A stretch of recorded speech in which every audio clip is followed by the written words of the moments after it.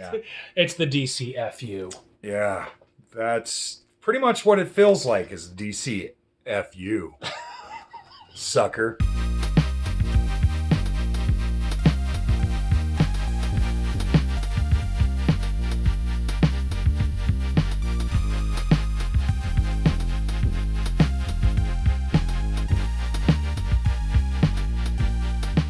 I feel like and I'm just going to go on a small tangent here. In order to not have comparisons to Marvel, they are trying to do everything Marvel is not doing.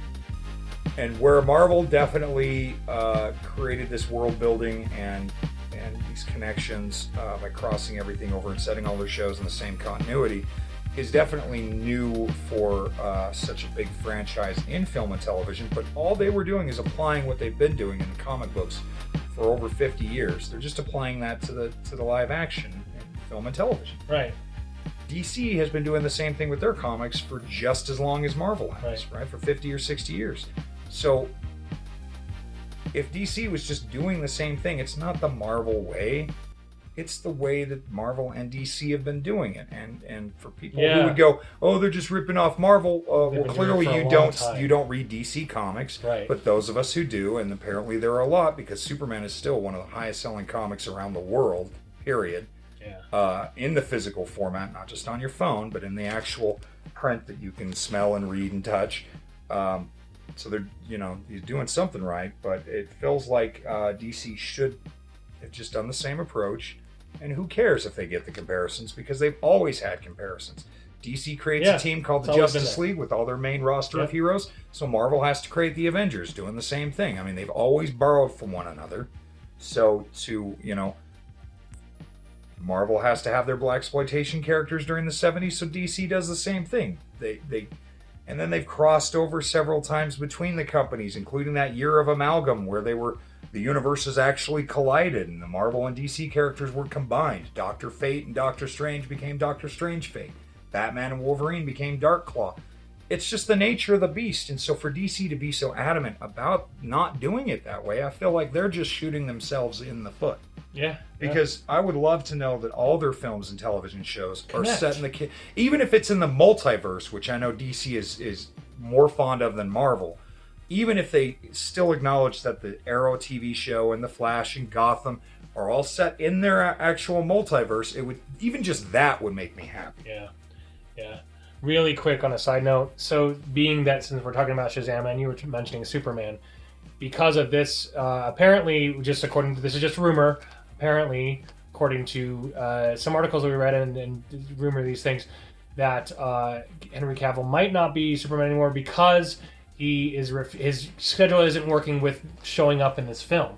So if that's the case, that seems like a really dumb. You can't punish an actor because they have a busy schedule. Yeah, that's really sad. Then put Wonder Woman in there. I mean, it would be cool to have just Clark in there interviewing Billy Batson. Right. But it's not detrimental to the story. If he's not available, so have what? Someone else. He's still got his whole Justice League and Superman things to worry about.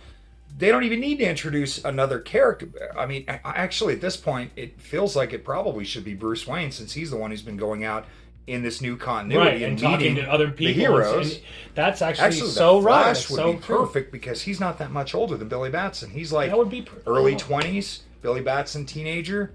That would be great. And that's another thing. The reason why I am still going to see this film is because I love the idea that Captain Marvel is the only superhero in the DC universe who's actually child in an adult's body. Right. But eventually his buddy there is going to become Captain Marvel Jr. and we'll probably eventually get Mary Marvel and we'll probably get Uncle Marvel and the entire ridiculous Marvel family. Spoilers for anyone who doesn't know this character. Shame on you. Shame on you. No, you don't. Just go see the movie. I'm going to. It's going to be fun. Yeah. Oh, and it looks like they do get this origin fairly, updated, but it's still the subway. Still goes into the tunnels. Still meets. So that's accurate to the source material. Yeah, I mean it'll probably be about as accurate as what they did with Aquaman. Like Aquaman, Wonder Woman, Captain Marvel. They don't have they have an origin that can be played with. Where Superman and Batman, you can't play with. You can't change it. Yeah. Like Bruce Wayne's parents have to die in the alleyway. They just have to.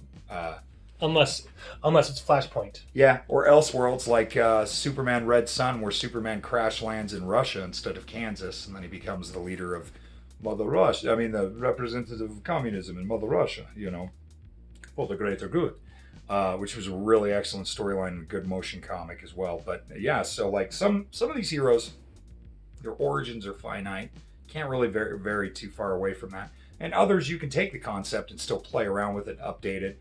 Because I don't think Aquaman's is going to be verbatim to the comic, right, just like Wonder Woman's one, but it was close enough that it was like, okay, yeah, that makes sense to me. The biggest shame in all of this is just simply that if Cavill leaves and Affleck leaves, if they both are gone, you have these disconnects because you have Wonder Woman and Aquaman and the Flash who've all appeared within, and Cyborg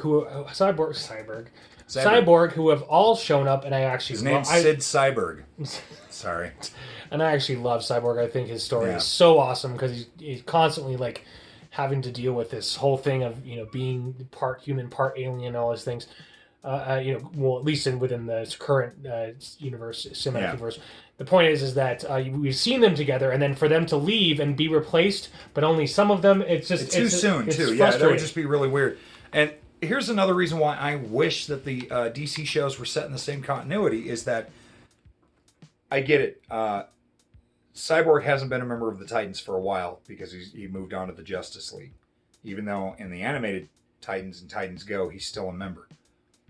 But in the films, so to have this new Titan series come up and to actually have it tie into the continuity of what they're doing in the films, that would be great because then I'm willing to bet you could get the actor who plays Cyborg, and I'm sorry I forgot his name right now. I'm having a brain fart on most of the cast for some reason, but he could appear on the Titans show just as an acknowledgement of his time with the Titans in the same way that the Doom Patrol is going to pop up to acknowledge Beast Boy's time when he was known as the Changeling with the Doom Patrol. So that's...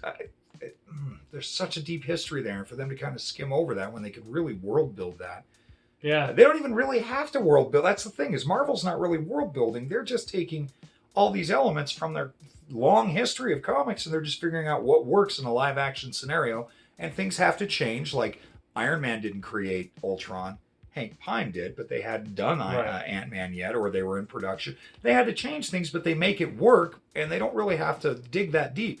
DC could do the same thing. I just wish that DC shows were all connected. That's all. They're just failing to see and just realize that when you do that, when you're making them continuity, when you're keeping the continuity, that's what holds your audience, and that's what's going to guarantee your turnover. That's what's going to guarantee a successful box office is by making it a television series. Your film television series where one comes out every 6 months or every year, and you have the same continuity with a lot of the same recurring characters or characters that build off of each other, and it's a constant thing. That's how you win financially and in a story context. Well, I can tell you all the the generations of people who've been reading the comic, Marvel and DC universe, maybe not every title, but they have their favorites. I used to work with a guy who obsessed over Aquaman comics like 18 years ago, working at the old Toys R Us. It just feels like for those of us who invested decades of our lives into the material, it's almost like being shortchanged by not having them connect. And that's why I do like the CW DC shows, at least Arrow, Flash, and Legends, and Supergirl, who, even though she's in their own world, they can all cross over to one another. And I love that. That is exciting because as a fan going into these movies, this is how the universe of these characters is. And that's the only difference between Marvel and DC, is that Marvel just went, we're going to do in our films and television shows what we did in our comic books. And they did it first, and it seems like whoever's, the people that are running the DC department, film division, are going, well, Marvel's already done that, and we can't do that, but you can. There are no rules to this. Marvel doesn't have a trademark that says we can't cross. Honestly, if they just started doing that, they'd probably have like 2 or 3 articles of people that would be like, oh, they're copying, and then that would be just gone, and everybody would just accept it. Yeah, it would just exactly. Be awesome. You have 5 years of that, of where these films connect to a bigger franchise, and the TV shows are tying in the way Agents of S.H.I.E.L.D. did by having smaller characters like supporting characters from Thor and other Marvel movies, like Nick Fury makes appearance in 2 episodes. S.H.I.E.L.D.'s going on its 6th season. He's only in 2 episodes. That's all you need just to tie that universe together, right? that's all you have to do with DC. 5 years of that, and people would no longer compare the two. I mean, there will always be comparisons, but in the larger public, I think Ben's right that you would just come to accept that this is how these companies operate, and you'd have a whole generation who's never read the comic books, never played the video games, just know them from these TV shows and films, and they would understand. So if they do pick up a comic book, or if somebody says read this, they won't be surprised that all these characters share the same universe. Yeah. It's a cross promotion for all your platforms for these characters. It promotes video games, it promotes comic books, it promotes movies and television shows, and that's just where Marvel is succeeding. That doesn't mean DC is completely failing, because their animated movies are just awesome. And again, with this, and what is their other film coming out next year?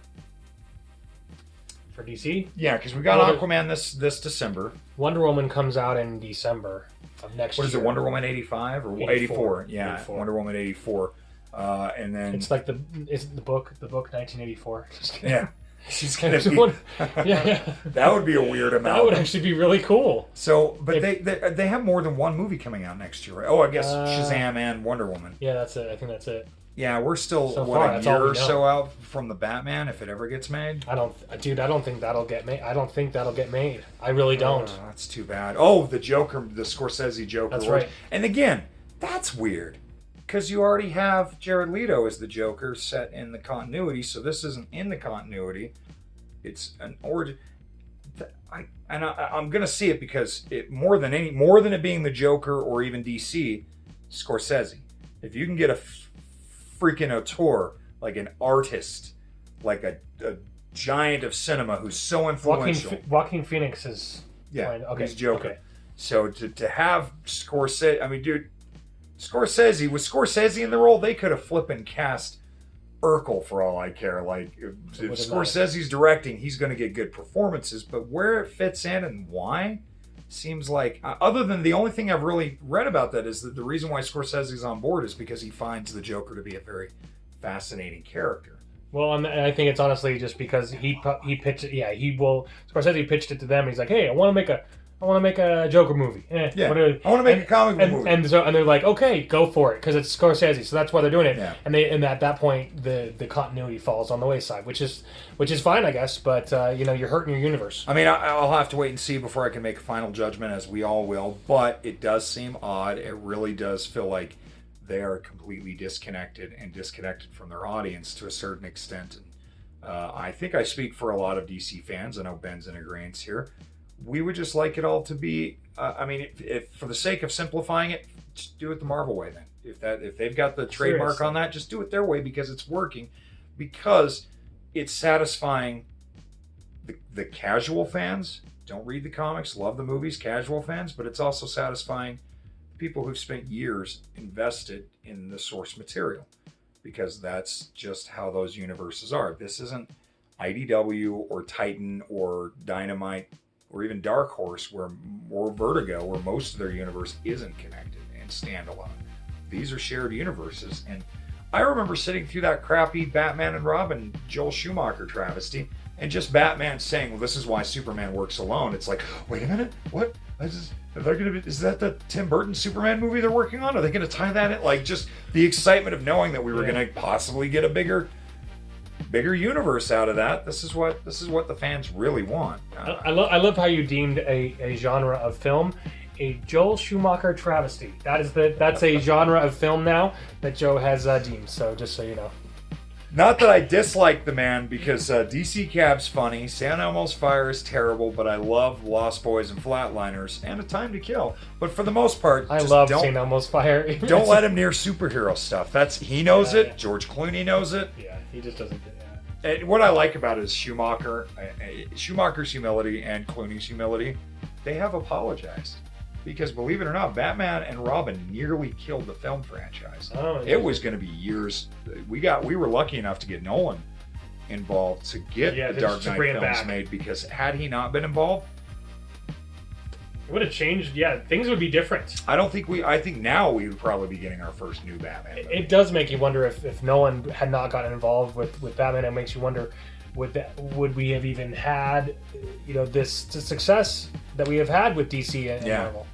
And you know, the only sad thing is I really feel like the Dark Knight films could have been seeding their bigger universe, but Nolan wanted a trilogy, and that's we all know that. Well, apparently it was because Christian Bale only won, right? Isn't that what it is? Well, he didn't want to be involved in ensemble films where it was Justice League and stuff like that. And I think he was getting to a point where he liked playing the role, but I don't think he wanted to.